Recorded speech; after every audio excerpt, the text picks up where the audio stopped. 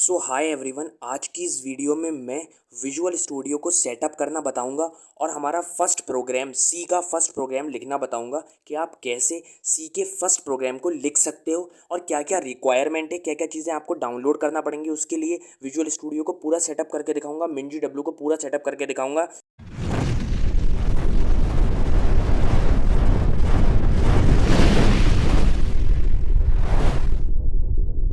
तो चलिए सबसे पहले हम विजुअल स्टूडियो कोड को डाउनलोड करते हैं और उसके बाद उसके अंदर का जो प्रोसेस होगा, जो भी प्रोसीजर होगा, वो मैं आपको सारा का सारा सेटअप करके इस वीडियो में बताऊंगा। तो सबसे पहले आपको विजुअल स्टूडियो कोड डाउनलोड करने के लिए आप किसी भी ब्राउज़र के अंदर चले जाइए। जैसे मैं गूगल क्रोम के अंदर आ गया हूँ और यहाँ पर आपको लिखना है विजुअल स्टूडियो कोड डाउनलोड। इतना लिखकर आप जैसे ही एंटर प्रेस करोगे तो आपके सामने जो फर्स्ट वेबसाइट ओपन होगी वो ऑफिशियल विजुअल स्टूडियो कोड की वेबसाइट है। उस पर आप क्लिक कर दोगे। जैसे ही उसके ऊपर आप क्लिक करोगे आपको तीन चीज़ें यहाँ पे देखने को मिलेंगी, एक विंडोज़ के लिए, एक लिनक्स के लिए और एक मैक के लिए। तो हमें सिर्फ विंडोज़ के लिए डाउनलोड कर लेना है, यहाँ पर क्लिक कर देना है और आप नीचे देख लेंगे कि आपका जो विजुअल स्टूडियो कोड है वो डाउनलोड होना स्टार्ट हो जाएगा। लेकिन मैंने इसको ऑलरेडी डाउनलोड कर रखा है तो मैं इसको सिंपली पॉज कर दूंगा। आप इसका थोड़ा वेट कर लीजिए। अब मैं शो फोल्डर के ऊपर क्लिक कर दूंगा और इस विजुअल स्टूडियो कोड को मैं इंस्टॉल करूंगा। जैसे आप और सॉफ्टवेयर्स को और ऐप्स को अपने विंडोज़ पर इंस्टॉल करते हैं, उसी तरीके से मैं विजुअल स्टूडियो को भी इंस्टॉल कर लूँगा अपने कंप्यूटर पर। बहुत ही ईजी स्टेप है ये सारे। आप यहाँ पर एग्रीमेंट को यस करने के कहेगा, ये आप यस कर दीजिए इसको और सिंपली आप कौन सी ड्राइव में इसको इंस्टॉल करने जा रहे हैं वो सिलेक्ट कर और बाद में ये जो ऑप्शन आ रहे हैं इन पर आप टिक कर सकते हो और नेक्स्ट नेक्स्ट पर क्लिक कर देना है आपको। ये थोड़ा सा टाइम ले सकता है इसको इंस्टॉल होने में, थोड़ा देर आप रुक जाइए जब तक ये इंस्टॉल हो रहा है। इसके बाद जैसे ही ये इंस्टॉल होगा आपको उसके बाद जो एक्सटेंशन होंगे सी के उसको आपको डाउनलोड करना पड़ेगा। एक कोड रनर को डाउनलोड करना पड़ेगा। कोड रनर क्या होता है, देखिए कोड रनर सिंपली आपके कोड को डायरेक्टली एग्जीक्यूट कर देगा बिना किसी एक्सटेंशन वगैरह के यूज़ करे। तो ये कोड रनर को भी आप डाउनलोड कर, आप देख सकते हैं यहाँ पर इंस्टॉल हो गया। मैं फिनिश के ऊपर क्लिक करूँगा और अब मैं विजुअल स्टूडियो कोड को अपने ओपन कर लूँगा। ऐसे ही आपको ओपन कर लेना है विजुअल स्टूडियो कोड को। जैसे ही आप विजुअल स्टूडियो कोड को आप करोगे तो यहाँ पर ब्लैक ब्लैक स्क्रीन आपको यहाँ पर दिखाई देगी। अब आपको करना क्या है, सिंपली एक्सटेंशन के ऊपर क्लिक करना है। ये जो 4 डॉट बने हुए हैं जो आपके स्क्रीन पर दिखा रहा हूँ मैं, यहाँ पर आपको कोड रनर सर्च करना है, CODERUNNER। कोड रनर आपको सर्च करके कोड रनर को आपको इंस्टॉल कर लेना है।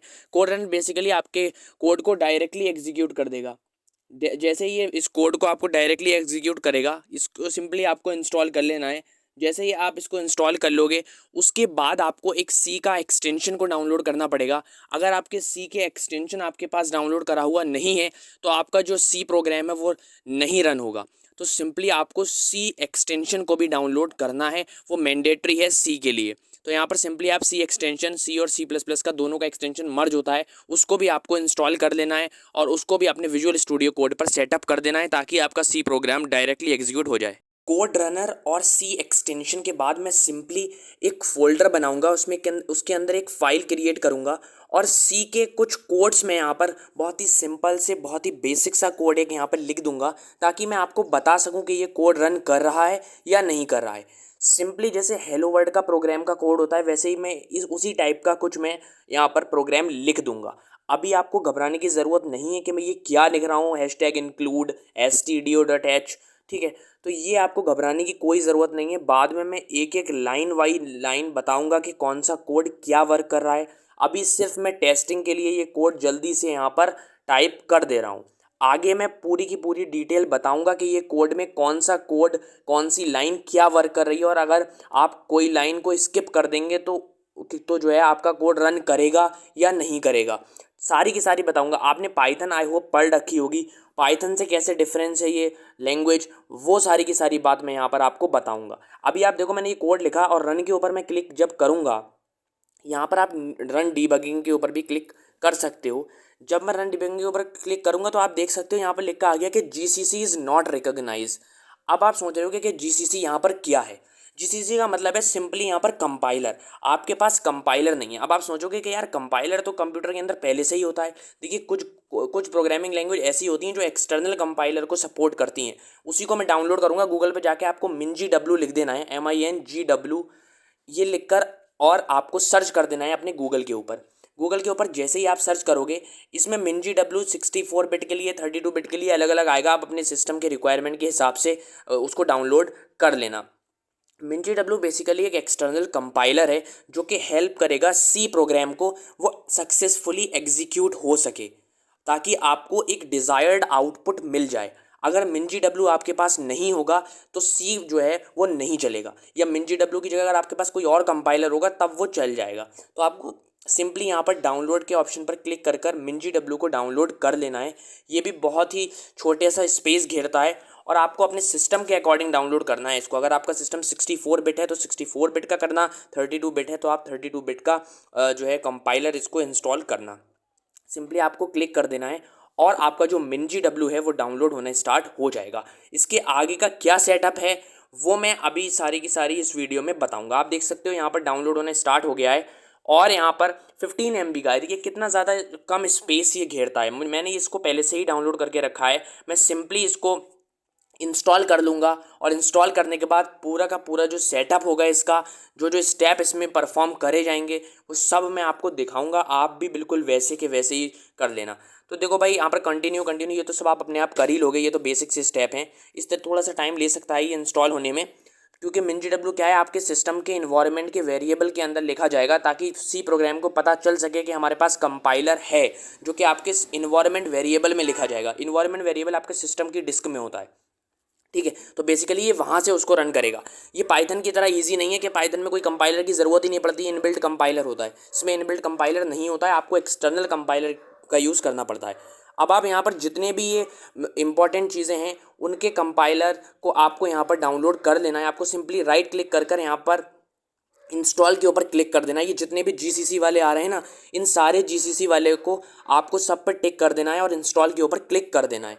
ध्यान रहे कि GCC वाले जितने हैं और G++ वाले जितने हैं उन सबको आपको डाउनलोड कर कर अप्लाई चेंजेस के ऊपर आपको क्लिक कर देना है। जैसे आप क्लिक करोगे ये थोड़ा सा टाइम ले सकता है based on your internet speed, क्योंकि आप बहुत बड़ा फाइल डाउनलोड कर रहे हो जो कि C के लिए भी काम आएगी और C++ के लिए भी काम आएगी। तो ये थोड़ा सा टाइम ले सकता है क्योंकि काफ़ी ज़्यादा फाइल्स इसमें इंस्टॉल होंगी।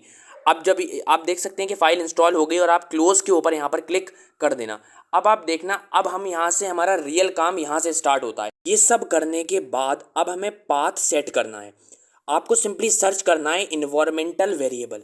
जैसे ही आप इन्वायरमेंटल वेरिएबल सर्च करोगे, ये जो फर्स्ट ऑप्शन आपको दिखाई देगा इसको आपको ओपन कर लेना है और सिंपली आपको यहाँ पर इन्वायरमेंट वेरिएबल, एडवांस के अंदर इन्वायरमेंट वेरिएबल आपको दिखेगा, इसके ऊपर आपको क्लिक कर देना है और यहाँ पर जो पाथ लिखा है उस पर क्लिक कर कर एडिट पर क्लिक कर देना है। अब आपको करना क्या है, यहाँ पर सिंपली आप अपने दिस पीसी के अंदर जाओगे और जहाँ पर आपने MinGW को इंस्टॉल किया था उस फोल्डर के अंदर, आप MinGW के फोल्डर के अंदर जाने के बाद बिन के फोल्डर के जाने के बाद उसका जो पाथ होगा वहाँ से कॉपी कर लेना है, जैसे मैं कर रहा हूँ, और आपको जाने के बाद उस पाथ के अंदर इसको पेस्ट कर देना है। ये इंपॉर्टेंट बहुत ज़्यादा है, ये अगर आप नहीं करोगे तो नहीं चलेगा। उसके बाद आप ओके कर देना तीनों को और आपका जो इन्वायरमेंटल वेरिएबल का जो पाथ था वो सेटअप हो चुका है। अब आप देखिए ये जो मैंने कोड लिखा था इसको मैं एक बार फिर से रन करूँगा और अब मैं टर्मिनल के अंदर रन करूँगा। आप देख सकते हैं मैंने आउटपुट लिखा यहाँ पर। अब मैं फिर से एक बार इसको मैंने सेव नहीं किया था। कभी कभी क्या होता है, अगर एक बार में आपका कोड रन नहीं कर रहा है तो उसको आप रीस्टार्ट करके देखो, आपका कोड जो है वो रन करने लगेगा। तो आप सिंपली इसको रीस्टार्ट करोगे जैसे ही विजुअल स्टूडियो कोड को, आपका जो कोड है वो स्टार्ट हो जाएगा। अब आपको करना क्या है, यहाँ पे GCC आपको सिंपली लिखना है। तो आप देख सकते हो कि GCC हमारा रिकॉग्नाइज यहाँ पर कर गया। अब आपको करना क्या है, सिंपली आपको अपने कोड को रन करना है और कोड को आप जैसे ही रन करोगे कोड रन हो जाएगा, क्योंकि आपने GCC जो कंपाइलर था उसको आपने सेटअप कर दिया है। आप देख सकते हो कि GCC first.c- वो फर्स्ट रन कर रहा है ये कोड। अब इसका आउटपुट मुझे मिलने वाला है, रन कर रहा है ये कोड। अगर जो है GCC मेरे पास नहीं होता, इन्वायरमेंटल वेरिएबल मैंने कुछ गलती करी होती तो वो नहीं करता। आप देख सकते हैं यहाँ पर लिख के आ गया लर्न कोडिंग। तो ये इस तरीके से कोड वर्क करता है।